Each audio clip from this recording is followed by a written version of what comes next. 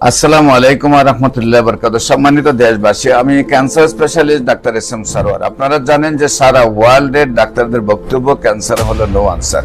Cancer হলে আমরা সাময়িকভাবে চিকিৎসা দিয়ে থাকি, একসময় ক্যান্সারের মৃত্যু হয়, এটাই মেনে নিতে হয়।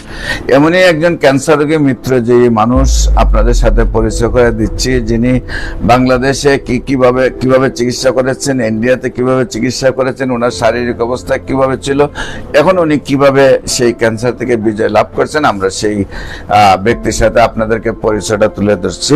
বিশেষ করে ভাইজান, আপনার নাম রঞ্জিত বড়ুয়া, ভবেশ বড়ুয়া, আপনার মায়ের নাম মুকুল বড়ুয়া। মুকুল বড়ুয়া, আপনার গ্রাম দমদমা মিরেশ্বর, পোস্ট অফিস হাটকেন্দি, জেলা হলো চট্টগ্রাম।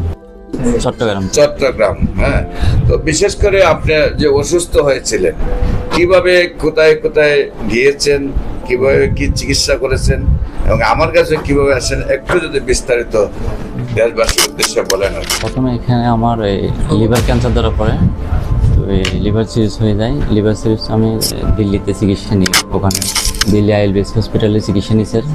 তারপর ওনারা একটা অপারেশন করছিল। এই অপারেশন করার পরে কিছুদিন পরে আবার সাইড এফেক্ট শুরু হয়েছে। ক্যান্সারটা পুরো শরীরে আবার ছড়ায় যাচ্ছিল, বলছে ক্যান্সারটা শরীরে ছড়ায় যাচ্ছিল। তো তখন তারা সিদ্ধান্ত নিয়েছে থেরাপি দেওয়ার জন্য 21 দিন পর তো লিভার ট্রান্সপ্লান্টটা করার জন্য। তো এখন এটা তো অনেক ব্যয়বহুল স্যার, আমার তো এই পর্যন্ত অনেক টাকা চলে গেছে। থেরাপি এবং আপনার লিভার ট্রান্সফার চাইছে, সেখানে খরচ কত চাইছে তারা? ওইটা স্যার বাংলাদেশি টাকা প্রায় 70-80 লক্ষ টাকা। প্রায় 70 থেকে 80 লক্ষ টাকা তারা চাইছে খরচটা। আর এর আগে আপনার কত খরচ হয়েছে? এবারে প্রায় 30 লক্ষ টাকা মতো চলে। প্রায় 30 লক্ষ টাকা খরচ হওয়ার পরে বলছে যে আপনার লিভার ট্রান্সফার করতে প্রায় 70 লাখ টাকা দরকার।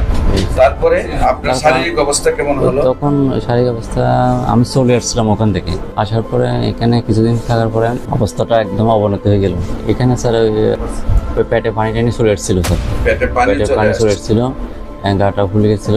তারপরে কিছু খাইতে পারিনি, প্রায় 2 মাস আপনার শুধু লেবু রস খেয়েছিলাম স্যার। পরে ইউটিউবের মাধ্যমে আপনার সন্ধান পেলাম স্যার। 2 মাস পর্যন্ত খালি শুধু লেবুর রস খেয়ে বেঁচেছিলেন, স্যার। পেটে পানি চলে আসছিল, সমস্ত হইলে ক্যান্সারটা ছড়িয়ে পড়লো। তারপরে আপনারা আমার খবর পেয়ে আমার কাছে আসছেন। হ্যাঁ, হবিগঞ্জে গেলাম। তারপর হবিগঞ্জ থেকে মানে তারপর এখান থেকে ঢাকাতে পুরাতন পল্টনে নিচ্ছি। আমার কাছে ওষুধ খাইয়ে কতদিনে ভালো হয়েছেন? এটা 1 মাসে আমি রেজাল্ট পেয়ে গেছি। 1 মাস ওষুধ খাইয়ে আল্লাহর রহমতে ভালো হয়ে গেছে। এখন মোটামুটি হাঁটা চলাফেরা চলে আসছে। এখন মোটামুটি এখন আপনি ওষুধের কোর্সগুলো সম্পূর্ণ পূরণ করবেন।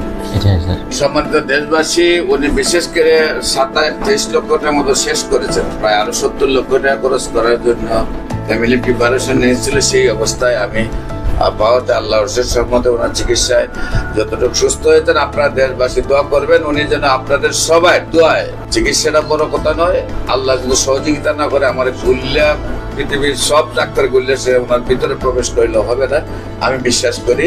আপনারা সবাই দোয়া করবেন, আপনাদের দোয়ায় যেন উনি আজীবন সুস্থ থাকেন। সবাই কাছে বিদায় নিচ্ছে। আসসালামু আলাইকুম ওয়া রাহমাতুল্লাহি ওয়া বারাকাতুহু।